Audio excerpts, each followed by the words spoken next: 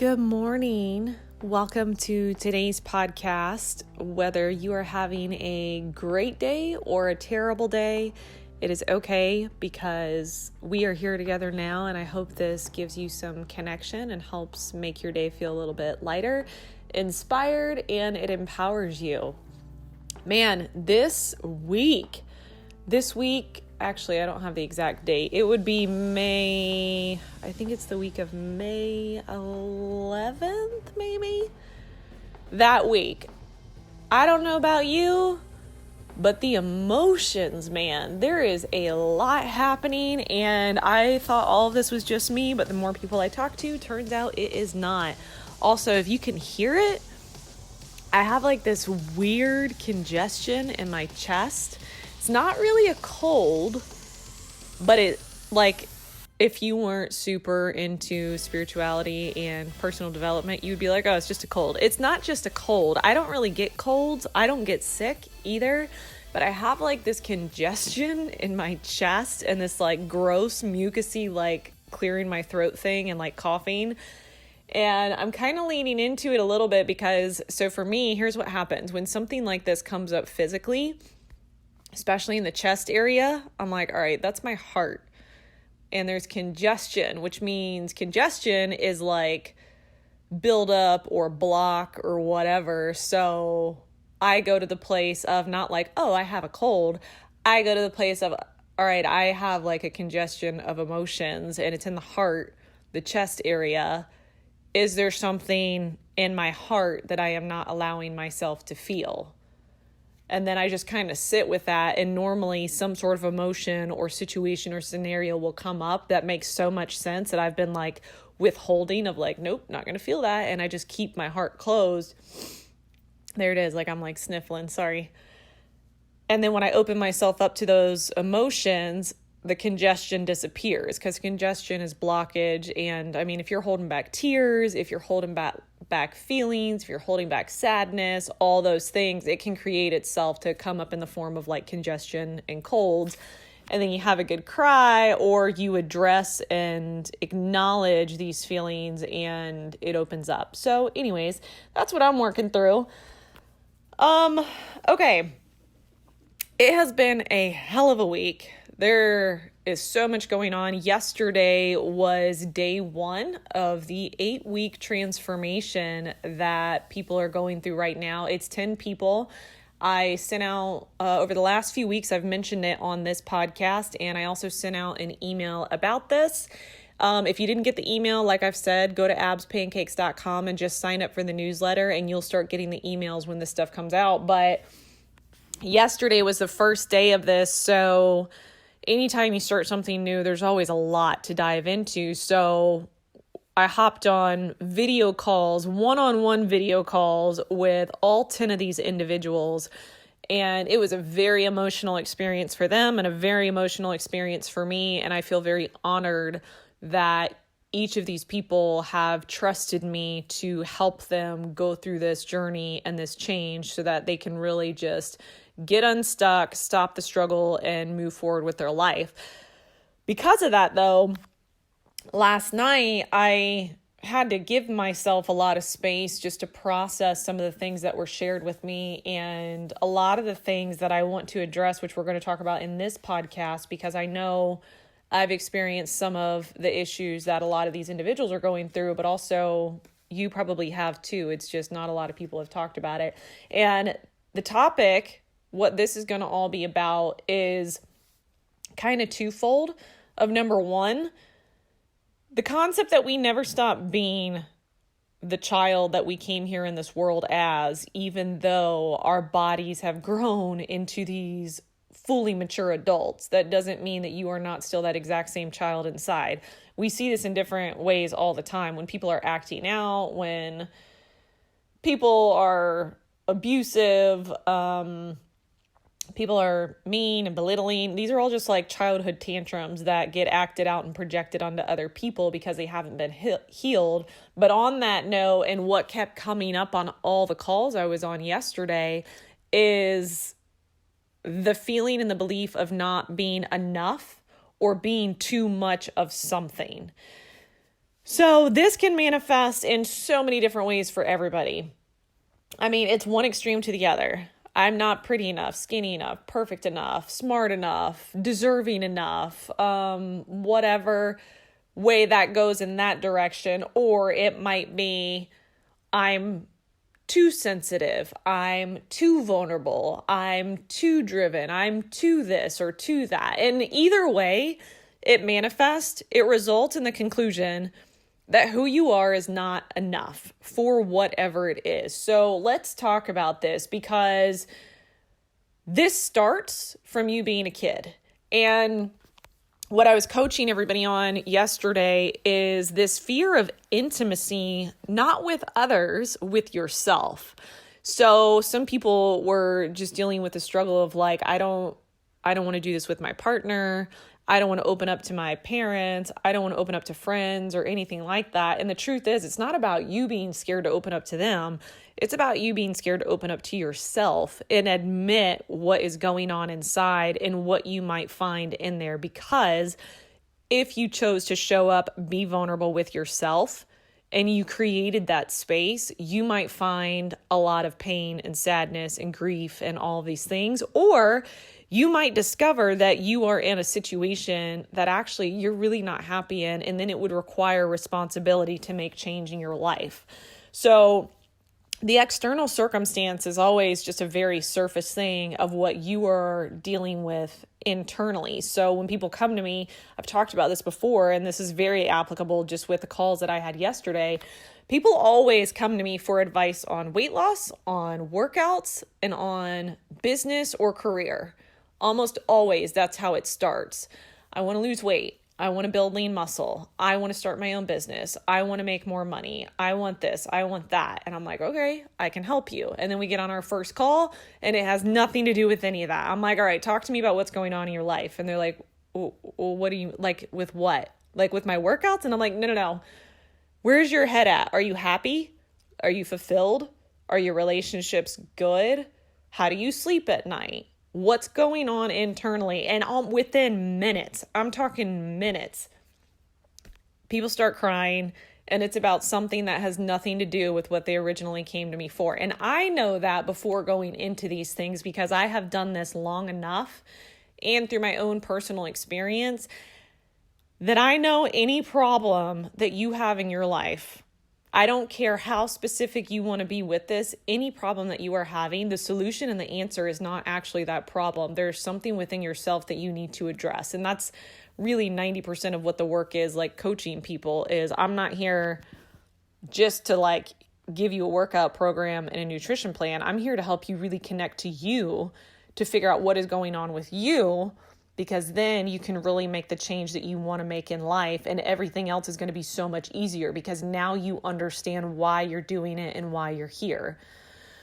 So going back to not being enough and how we're all really kids, there's a lot of different things. So first thing, if you're struggling with this and anything of not being enough, when it comes to the love and acceptance from others, you will never be good enough. You have to accept this. And the reason being is because what you are trying to fill for them, no human can fill.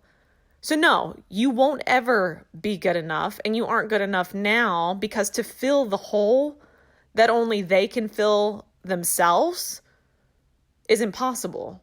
You're not them. And when you're constantly trying to be enough for the love and acceptance from your parents, the love and acceptance from your partner, from friends, from a boss, from whoever, you're always going to fall short, because the truth of the matter is it's actually not about you falling short at all. It's about them projecting something that they have not resolved within themselves onto you. And it just makes people feel better if they can put that on you instead of acknowledging it within themselves. Now, most people are not aware that they're doing this. That does not mean that your mother, father, husband, wife, boss, whoever is intentionally thinking, you know what? I feel insecure and crap about myself, so therefore I am going to make sure that no matter what they do, they always feel like not enough. That's not conscious. Most people are not self-aware enough to even be able to recognize that. So initially, if you're angry about that, of like, mother effer, like, you've been trying to make me feel bad about myself when you're the one that's over here that's got the problem. Let yourself be mad, but then also recognize that I guarantee you they have no clue. And if you were to bring it up, it would be a lost cause, because if they're not even aware, you bringing the awareness to them is not going to make a difference, and you can't change other people. So instead, you now have the awareness, you now have the understanding to take back your power and make the change and decide what you want to believe for yourself. So here's a perfect example of this. Basically, I always have no problem using my own stories, just because I want you to take the pieces and nuggets that resonate with you and apply it in any way you can to your own life. And also because I have done the exact same work that I am telling you to do, I no longer have the emotional attachment to it because I've worked through it. So here's a story about how someone projected onto me, but I took it as my own belief of not being enough or too much of something, and then went on this path of fixing myself, losing myself, and then refining myself. So I was in a relationship one time, and it was somebody that I loved very much, and I do believe that he loved me very much too, and it was a long-term relationship. However, over the duration, things started to change, and towards the end, when things were getting not healthy and they were getting really bad. So it's you go into relationships with no intention on hurting the other person because you love them. Things start to get bad when you have the other person who knows so much deep, vulnerable things about you, using that as a way to hurt you because they themselves are hurt. And this is kind of what happened towards the end of it, where this person was intentionally saying things because they knew it would cut me deep, right? So I'm bringing all this up because I want to paint the picture that you can apply to any area of your life. Is I very much loved and trusted this person with everything in my life, and I imagine that they did too, vice versa. This was a romantic relationship. However, apply this to your parents or friend or whatever situation you are in. It is a deep, true, pure love. So therefore, you trust that this person is never going to hurt you. And you trust that what they say is only going to be in your best interest and the truth. However, when people are in their own pain, that is not what happens, and we forget that, and instead we take every single thing they say as absolute truth, and we believe it. So going back to this situation, we're in this relationship, we've built such a long-term bond, and not just romantic relationship, but friendship with each other, and towards the end, things are getting really bad, and there's this moment where I'm having this internal conflict because I realize we are hurting each other. This is no longer healthy because I don't like how much pain I am feeling in this, but also me being me is causing you so much pain. So I'm struggling internally because I'm like, I really feel like I need to let this person go and let them find themselves. But I'm also scared because 1, I love them. 2, I don't want to be alone. 3, what if this is my person and I'm like letting go of somebody who I should hang on to? So all these conflicts are going on. And I remember having a really bad fight. I walked outside. I was crying because you just know when it's time. And I remember I was crying because I knew it was like, this has come to an end and it's time for me to let go. So I get to that point, I build up the internal confidence to like break things off, even though I know what I'm about to experience. And I go back in there and in a very loving way, I just say like, you know what? I can't do this anymore because I don't want to hurt you. And it is hurting me that we're doing this to each other when we love each other. And out of pain, and I recognize this out of pain for him, his response was, that's actually not the problem. You know what the problem is you are too much of a man in the relationship for us to both be in this relationship. So I hear this and I love this person, and this person knows me deeply and intimately and like knows my true heart. So in this moment of emotion, I take this as complete truth because I assume this person loves me. They would never say something that's not true, right? So take this, apply this to whether it's a relationship or it's your mom or dad or your boss. Well, that would be weird if you were that intimate with your boss, but whoever the person is or whatever the scenario is, your kid, whatever. Apply this because this is what happens. We can't imagine that somebody would ever tell us something that's not true when they really love us. So that relationship ends. I now take on the belief that I am too much like a guy, too much of a tomboy, too masculine to ever be truly loved, and that I now need to go fix myself and become more feminine, whatever that means, in order to ever be deserving of love in a relationship and the kind of partnership that I want in life, right? And this is a very true scenario. So I go down this path, and this is years. I'm going to therapists, I'm talking to coaches, I'm trying to tap into my female side because apparently I'm too masculine, and I don't know. Does that mean I wear more makeup? Does that mean I dress up more? Like, what does that mean? So I'm totally lost. I don't know. I never thought I wasn't feminine. Like, I like dressing up and I like going to nice dinners, and I thought like the things that I loved were feminine, and now I'm so confused. And during this whole time, I date people, but I don't actually ever get into a relationship, not because they didn't want it, because I was so busy of like, nope, let me first fully fix myself so that I am a safe space away from being too masculine, but also not too feminine, where now you think I'm needy and codependent and insecure. Let me find that perfect balance, and then I'll be good enough for a relationship. Then I'll be good enough for love and intimacy and all of these things.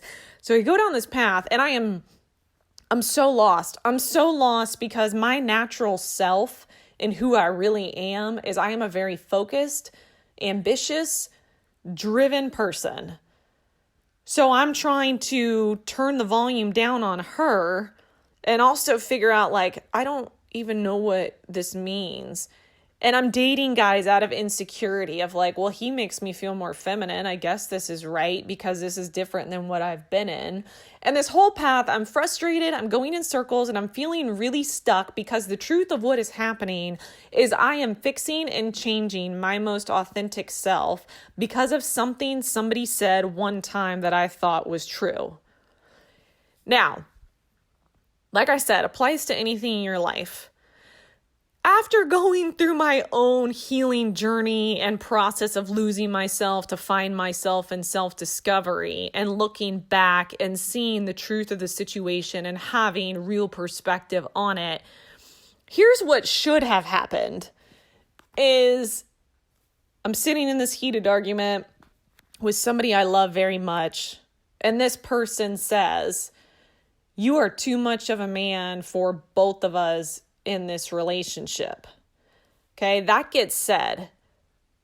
I should have, not should, but the truth is taking that, seeing his pain, and responding with, if by being too much of a man, you mean that I am driven and ambitious and focused and self-disciplined and confident and assertive and goal-oriented, then I guess you're right, because that is who I am.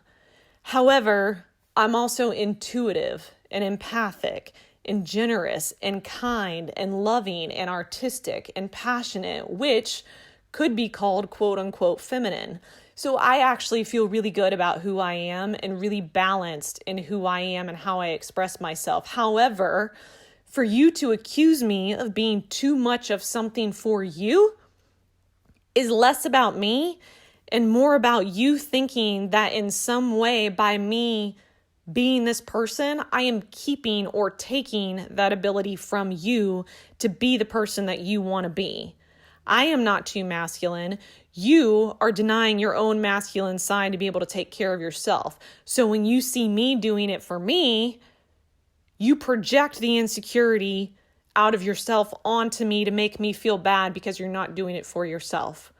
And I see your pain. I respect your pain, but I am not going to take responsibility or change who I am because of your pain. That is the truth of what happened. In an emotional situation where we love somebody, we can't see that though. And they can't see that. They don't know. So it's not even their fault. They're just functioning from pain and insecurity. So we go through these relationships and these scenarios in our life all the way, our whole lives from childhood, where we establish things that we believe is true, and then we constantly fight ourselves and go on these paths trying to fix ourselves to be good enough, to be lovable, to be deserving, to be pretty enough, because we don't recognize that the only reason anybody can ever make us feel too much or less than in some way is nothing more than a direct reflection in themselves where they feel not enough or they don't feel like they are whole as a human being. And I mean, this could be so many things. And I mean, I've been told I was too sensitive when I was a child. And I've talked about this before. I didn't think I was too sensitive until somebody told me I was too sensitive. And so therefore, let me toughen up. Let me deal with it because clearly there is something wrong with me and I need to get my emotions in check. When in reality, now looking back and having healed and seen the truth of that situation, I can recognize I was never too sensitive, but by me being sensitive, I am shedding light on you of you not being able to be in check with your emotions and your inability to be vulnerable with yourself and intimate with yourself. There's nothing wrong with me. There's nothing wrong with any of us, but we go throughout life. All of us. I've done this to people. People have done it to me. You've done it to people. We've all done it, and we've done it unconsciously, not realizing it, because we're all functioning from this place of not being enough. It's a projection. And this is why it is so important for you to do this work and heal yourself, because otherwise we just are creating a huge domino effect in our society, in our relationships, and in the choices we make based on past pain. So going back to the beginning of this, if we never stop being that kid or child just because our bodies now look like adults, this requires you to accept this as if, and I actually used this exact analogy on one of the calls yesterday with one of the clients going through this transformation program. I said, treat yourself and the child self kind of like if you think of a computer or a software, how you always have these programs running in the background of your computer. Sometimes it can slow down your hard drive, or sometimes a virus pops up. You never actually see it though. It's just running in the background of your computer. This is what happens with things and beliefs like not being good enough. In the background of your brain, they will show up in times of emotion. So when you are weak, and I don't actually mean you're weak, I just mean when you don't have your guards up, is when they will get triggered and they will pop up. So when you're tired, when you're exhausted, when you're stressed, when you're overwhelmed, when somebody is hitting one of your buttons intentionally or unintentionally, when you aren't quite like in your whole confident space, what's going to happen is that child self of yours that's been running in the background the whole time that still needs attention is going to come up. The pain, I don't care if it's 20, 40, 50 years ago, is going to come up and it is going to show up right at the worst time. It's the worst time because you're like, dang it, I didn't really have the energy to fight you today. Most days I can shove you down and keep you quiet. Most days I can keep you in check and put you in a box. But today I'm exhausted. Today I'm trying to make some serious change in my life, which puts me in a vulnerable situation. And now you're coming to the forefront today? Well, yeah, of course they are. Because it wants to change and move forward and do things with you. And because you don't give it attention any other time or at any other point in your life, it has no choice but to create these situations where you feel triggered. When this happens, though, and again, what I brought up on the calls yesterday, in the beginning, you have to take the place of the observer. So treating this as if it's a child having a tantrum, you don't actually react to it because we're so used to being reactive in our lives instead of being proactive. In the beginning, though, you don't have to actually react People who are quickly reactive actually have a lot of emotional maturity to go through because you are reacting from triggers instead of observing a situation, stepping back and having the awareness to really check in of, okay, why is this situation upsetting me so much? Is it really the situation? Or am I dealing with something in myself that I need to work through and then come back to this situation? So when you're trying to make change, when you're trying to really open up and do things in your life, it is going to come up because you haven't created the safe space to allow it to come up. So you take the observer perspective where you kind of just pay attention, okay? So I had some people yesterday that were talking about, when we first dived in, I was like, how are you feeling about starting this transformation program? Like, talk to me, be real, what's going on? Are you excited, scared, happy, sad, like everything? Every single person was scared. Every single person, and every reason for being scared was different. Some people were scared because they thought it wasn't going to work. Some people were scared because it was overwhelming. Some people were scared because of the change and the responsibility that comes with change. Some people were scared of the change because of what it meant for the rest of their life. But everybody was scared. So number one, good job in acknowledging it and admitting that. Here's the thing. You are allowed to be scared, and you are allowed to feel any emotion that you want to feel without having to react to it. And this is where a lot of people mess up. They think if they have the emotion, they have to act on that emotion, and that is not true. So just because you feel anger doesn't mean you now have the right to go punch the wall or now go take it out on somebody else just because you feel anger. Just because you're scared doesn't mean you now have to go run away and not participate and do that thing that you want to do. You can feel things and still do what you want to do, but it requires you to be very conscious, self-aware, and present in your own behaviors. And my job is just to help you with that. I can't do the work.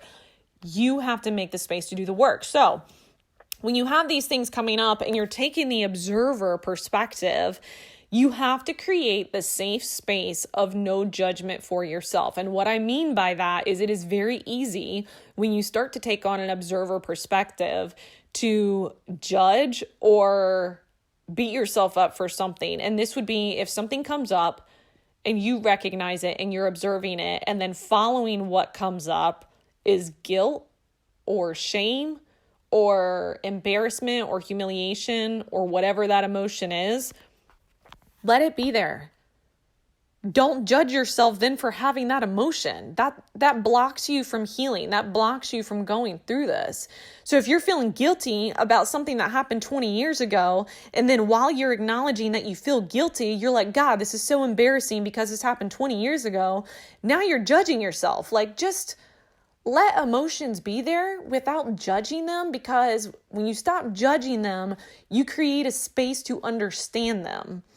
Which brings me to a point that I really want you to get to is accept the outcome that you most fear to free yourself from the behaviors and the way you have been trying to live. And here's what that means is when we have outcomes or things we are trying to prevent, we change the way we act, we change who we are, and we change everything about our decisions and emotions that we allow ourselves to feel because we are trying to prevent something from happening. So if you have a fear, let's just talk about divorce, because I think I've had 5 people this week, all complete strangers. I don't know these people. I've never talked to these people. 5 people, though, have come up to me because, and this is in the gym, because of the environment, and they see me working out and they ask, like, are you a personal trainer? You have a very different approach to fitness. And I'm like, yeah, kind of. Like, I'm more like a transformation coach and I help people with their workouts in their business. Why do you ask? What's up? And it always starts, they're like, well, I'm just really going through some stuff right now. That's how it always starts. And I'm like, oh yeah? They're like, yeah, actually, I just really feel like I need some help making some change in my life. And then the story comes up and I'm like, all right, well, if you want to work with me, like, I'm happy to work with you, but I'm very selective because I have to make sure, like, it feels to me like you're ready to change, but also, like, I need you to be committed. So anyways, so 5 people this week are going through a divorce and they're like, yeah, actually I'm separating from my husband. Yeah, actually I'm going through a lot of change because I'm going through divorce. Look, divorce sucks. It really sucks, and I don't wish it on anybody. And I'm really like putting this out there, and this is kind of gutsy, and I might kick myself in the butt later on in life. It might be one of the hardest experiences you can go through in life. So here's my point with divorce and with all of these people that have come to me this week, and even some of the people on the calls. If that is your biggest fear, you are going to change who you are in that relationship because you are trying to prevent the outcome that you fear. So if you're afraid of losing somebody, if you're scared of a relationship ending, you are going to mold and fix and do everything you can to be who you need to be in that marriage or in that relationship so that you do not have to experience the pain of divorce. You also do this in friendships. You also do this in jobs. We constantly fix ourselves and change ourselves because we are so scared of the outcome that we most fear. If you can get yourself to the place, though, where you accept it wholeheartedly, that potentially you may have this outcome that scares the hell out of you, you now free yourself. You free yourself and you start being more genuine and authentic, and you surrender to life and trust that anything that is truly meant for you is going to find you. But the things that are truly meant for you and can find you, in order for that to happen, you have to also be living a life that matches that. And the only way you can do that is by being your most authentic, genuine self. So apply this too for jobs. If you're so scared of losing your job, you constantly try to be good enough for the job that you have. You try and mold yourself. You try and shift yourself. What if you accept that you could lose your job? That's the thing that you fear, right? What if you befriend that fear and you accept it? Now you're free to actually be who you are, and you open up so many possibilities within yourself of now creating a career and a job, and who knows, maybe even a business that you actually really love so much more than that job, but you were just in it because you thought either, and who knows, this is something much deeper, you thought that that was all you deserved, or you thought that was the best you could do, or you thought that you couldn't really have the career and the dream job that you wanted. But you got to first get to the place of accepting the outcome. And when you accept the outcome, you free yourself and you free other people too, which is even further from that. Because, we start to manipulate, we start to control people because now we don't want them to leave. We don't want to lose a job. We don't want to lose something.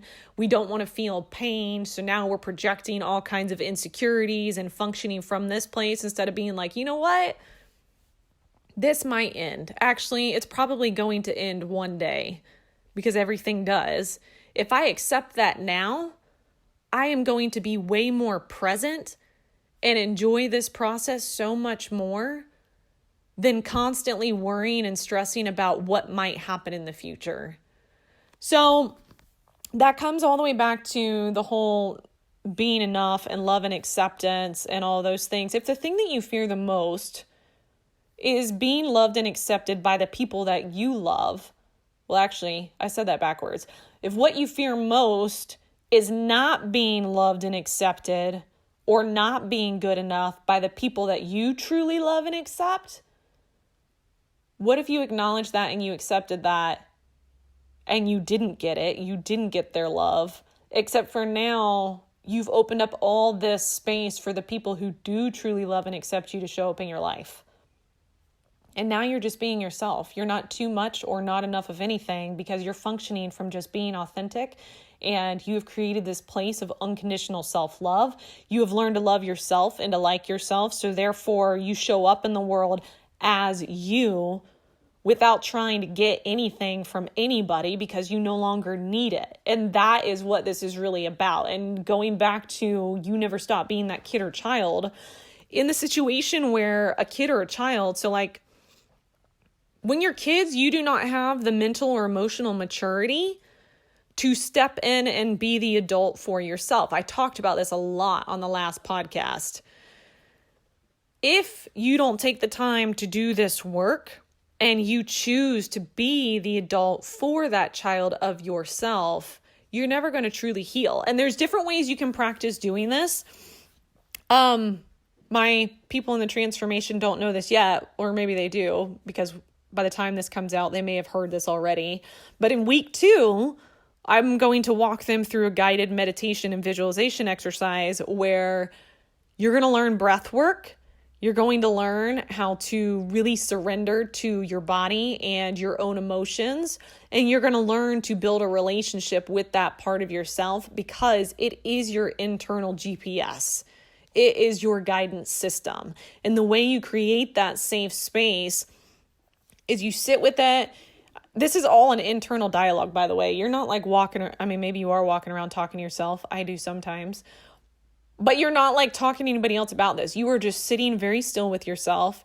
You're having the inner acknowledgement of like, I know that there's some stuff in here that has probably been going on for years that I have not acknowledged. And maybe there's some pain when I was 5, maybe when I was 20, maybe from last week, that I am not allowing myself to fully feel that because I'm scared I'm too sensitive. I'm scared that I'll never come out of it. I'm scared that even that is not good enough.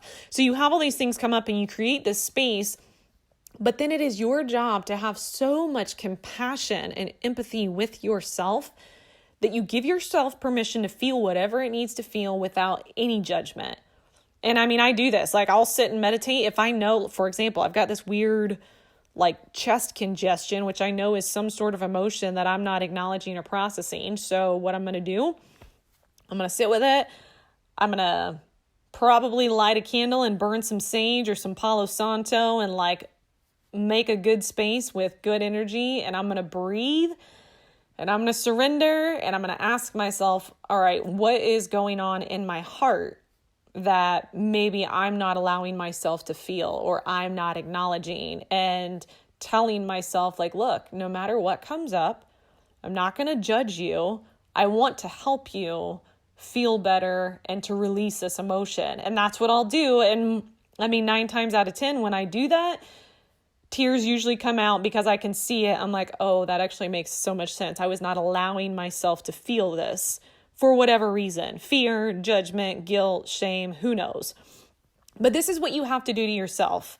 And in the calls yesterday, because like I said, part of this practice is I give all of these people going through this transformation, they have a daily mindset journal that they have to check in every single day with themselves, with their food, because they're learning about food sensitivities and hormonal imbalances and recognizing when food triggers different things mentally and emotionally.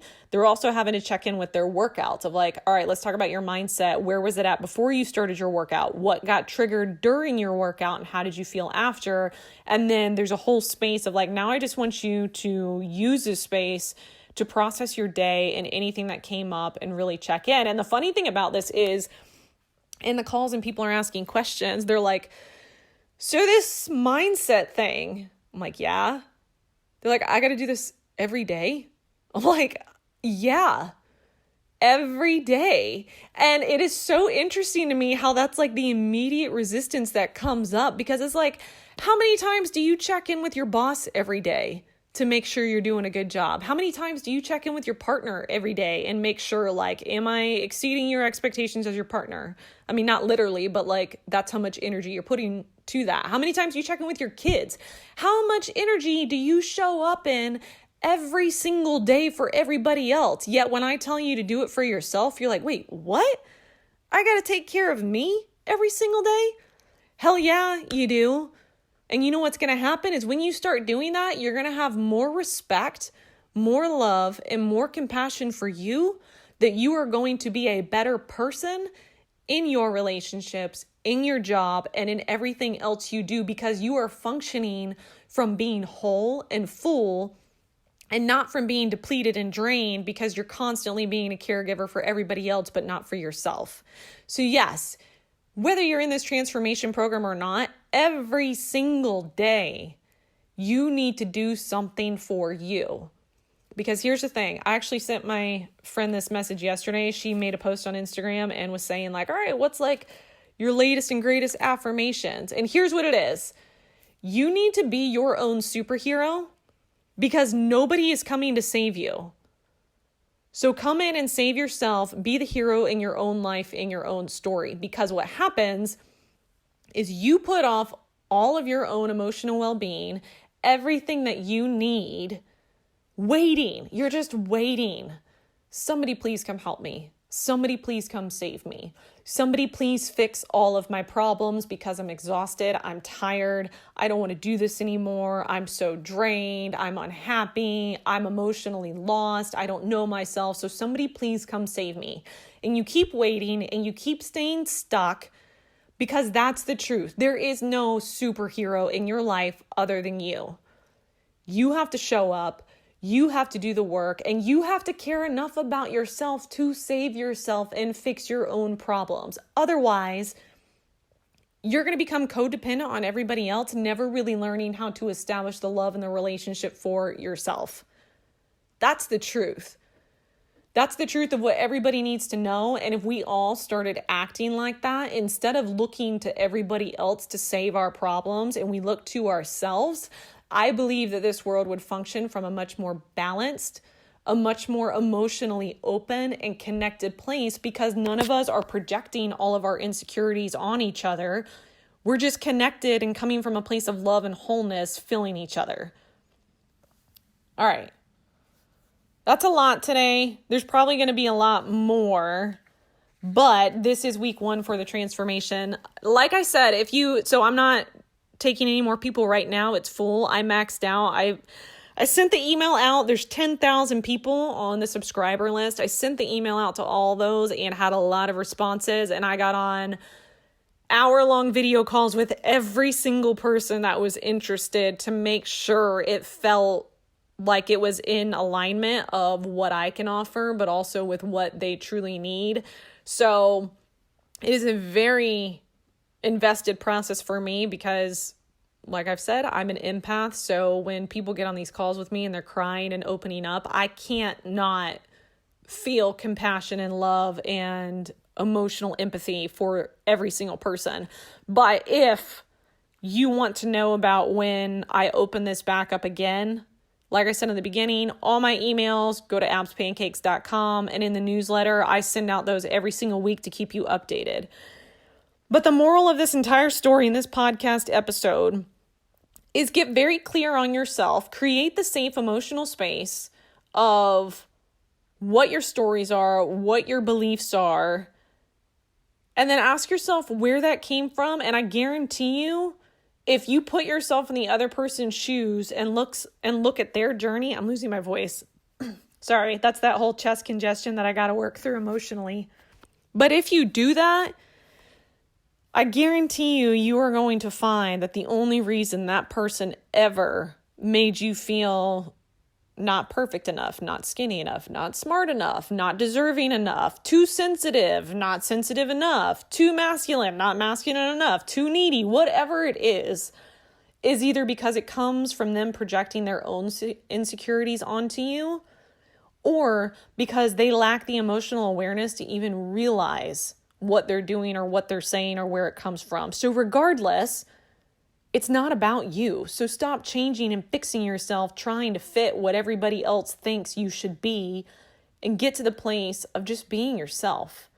Be yourself, trust yourself, live your life from the most authentic place. And actually, one more point is when you're asking yourself life questions, make sure that you're asking the right questions. And I brought this up on the calls yesterday. I keep referencing it just because there was so much that I wanted to address, which is why I couldn't sleep well last night and I woke up really early. But when you're asking yourself things like, should I get a new job? What job should I get? What I brought up on this was that it's not about the job. Stop asking yourself if you should get a new job. Ask yourself what you truly love and what would light you up and what are your passions and what would you do every single day, even if you didn't get paid. That's what you're trying to figure out. Because otherwise, if you're just, should I get a new job? You're going to end up in another job asking yourself the exact same thing because you never got to the core of it. Or, is this the right person for me? That's not the right question. I mean, it's not a wrong question. You're getting there. The question is, ask yourself, do I feel most myself and 100% authentic in this relationship? Does this person help me be the best version of me? Am I truly showing up and able to not just unconditionally love myself, but unconditionally love that person and let them be who they need to be? Those are the questions you ask. Should I move? Instead of asking, should you move? Ask yourself, what would the ideal place that I want to live have? Then you have a very clear answer. Well, now that you know exactly what you want, ideally, is that in this place that you currently live? If not, okay, then yes, you should move. But if you're just like, should I move?